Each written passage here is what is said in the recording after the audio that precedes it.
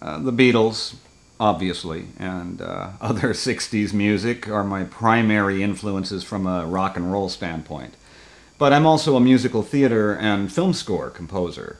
So I think I bring quite a few different influences into the mix that really don't come from the pop rock background.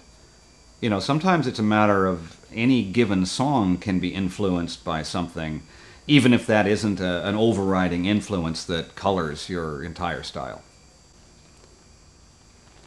Let me guess. Jennifer said K.T. Tunstall. Katie Tunstall is one of my top faves. And Randy, I have no idea. The Beatles were right there. They were the first.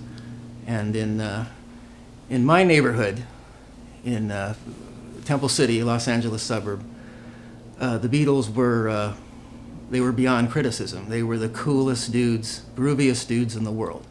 And whatever they did was bold, original, cool, groovy. There was no mixed opinion. There was no, well, these guys think the Monkees are better. These guys, no. No, if somebody had stood up on the playground and said, you know, the Beatles aren't that cool, he would have been chased for blocks. He would have been in big trouble.